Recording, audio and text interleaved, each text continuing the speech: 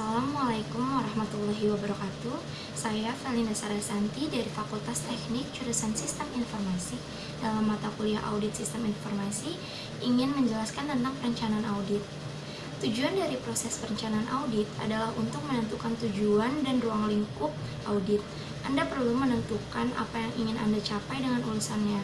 Proses perencanaan ini membutuhkan penelitian yang cermat, pemikiran dan pertimbangan untuk setiap audit. Perencanaan audit memiliki beberapa aktivitas utama, yaitu penetapan ruang lingkup dan tujuan audit, pengorganisasian tim audit, pemahaman mengenai operasi bisnis klien, kaji ulang hasil audit sebelumnya, dan penyiapan program audit.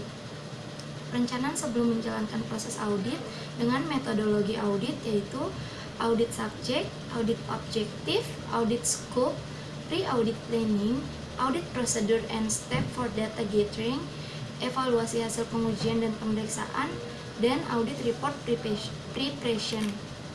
Laporan audit juga memiliki struktur secara umum yang bersifat tidak baku, yaitu pendahuluan, kesimpulan umum auditor, hasil audit, rekomendasi, dan exit interview. Direferensikan sebagai bagian dari setiap proses perencanaan audit.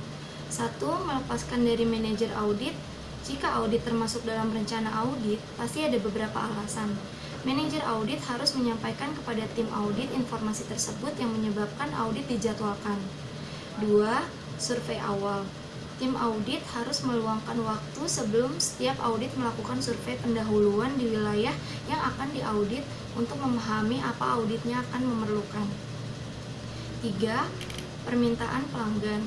Tim audit seharusnya tanyakan pada pelanggan area apa yang mereka pikir harus ditinjau dan area mana yang menjadi perhatian. 4. Daftar standar.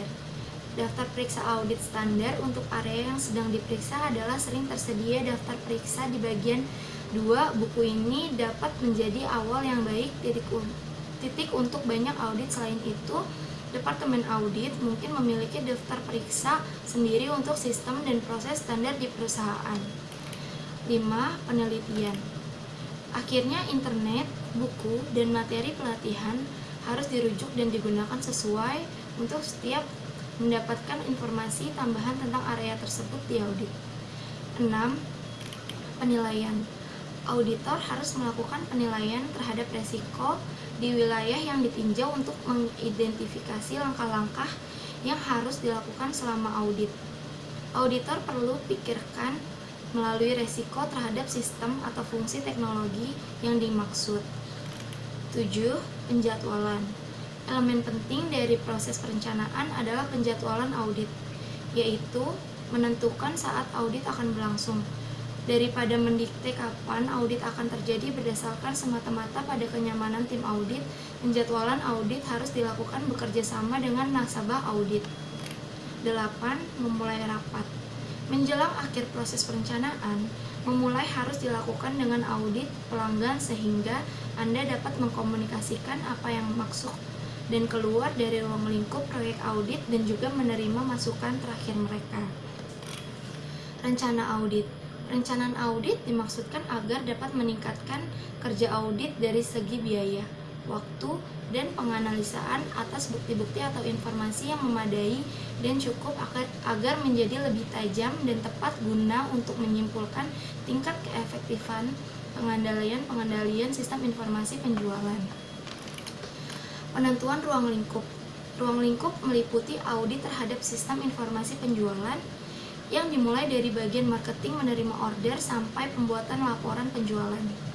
Sedangkan pengendalian terhadap prosedur dan pelaksanaan sistem informasi terbagi menjadi 2 bagian, yaitu pengendalian umum atau general control meliputi pengendalian manajemen, keamanan, dan pengendalian manajemen operasi.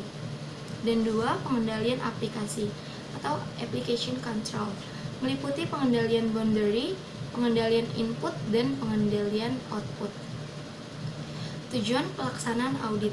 Tujuan dari pelaksanaan audit adalah untuk mereview dan mengevaluasi kendala pengendalian internal yang dilaksanakan terhadap sistem informasi yang berjalan dalam perusahaan khususnya pada bagian penjualan.